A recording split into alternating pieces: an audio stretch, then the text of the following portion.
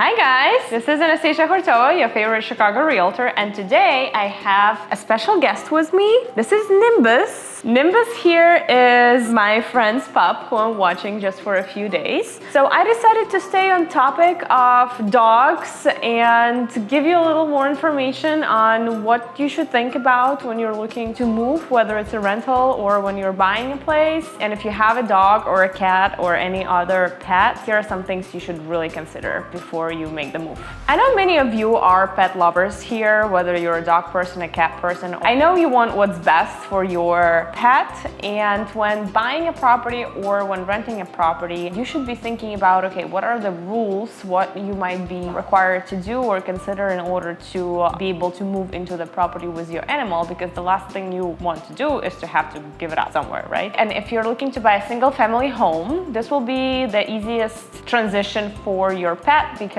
single family homes come with no rules attached in terms of animals. Once we get into the townhome and condo territory, that's where we need to pay attention. So whenever we're talking a townhome or a condo specifically, you will have an HOA attached to that property. And HOA stands for Homeowners Association. And Homeowners Association can come up with any rules that they think benefit all the members of the association. So sometimes a Homeowners Association may prohibit having any pets in the property, no pets at all. We see it often enough, but what we see even more often is restrictions. And the restrictions surrounding pets can be of different types. So we see restrictions that would prevent you from having either type of pet. So for instance, only cats are allowed or only dogs are allowed. We see restrictions that would prevent you from having certain breeds of dogs, like for instance, breeds that come with some bad stereotypes attached to them, like pit bulls, for instance. Some HOAs can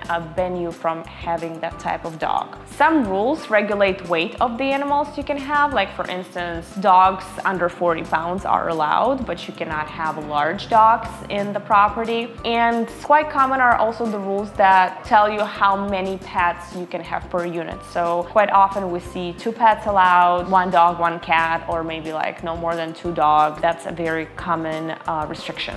Some of the other restrictions that we run into have to do with the type of the condo building. So typically, the bigger the condo building, the more strict the rules will be, and the enforcement of those rules will be strict. So big high-rises tend to have professional property management companies managing the property for them, the building, and they would impose fines on people who do not abide to the rules. So for instance, if no dogs are allowed, but somebody sees you with a dog in a hallway, you might get a fine for that. And also with these types of buildings, what I see a lot is they would regulate how you and your pet can use the common areas. So for instance, many high-rises in the downtown and other parts of the city would not allow you to take your dog out through the front entrance. There would be a special entrance, like a back entrance, or through the garage door or something like that, where you can take your dog out. And with that being said, you would not be able to use the common elevator. You would most likely have to use the service elevator to take your dog down. This is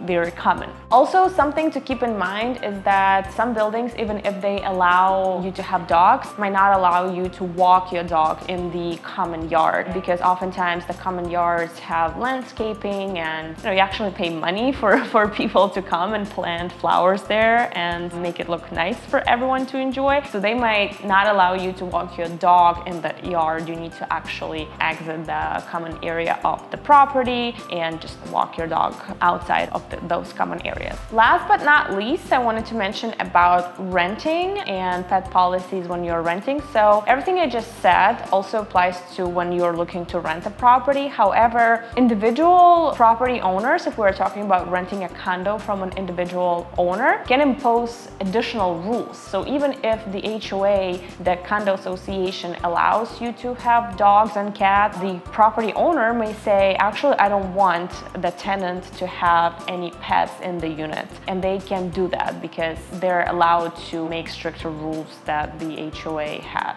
When we're talking about renting from a property management company, an apartment building, these would typically have universal rules for everybody. So you would not run into a situation where, let's say you have a friend living in the same building and they can have a cat, but you are not allowed to have a cat. And one last thing to mention, especially when we're talking about renting properties, would be that some apartment buildings would not even allow visiting animals. So for instance, if you have a friend who's just, visiting you for a dinner and they're bringing their dog with them, sometimes the building would not allow that. So that's something to keep in mind. Make sure you check those rules so you don't run into some unpleasant situations. All right, that was a lot of information. I hope it was helpful. Nimbus, did you learn anything? Nimbus is napping here on me. Well, if you guys have any questions, let me know in the comments.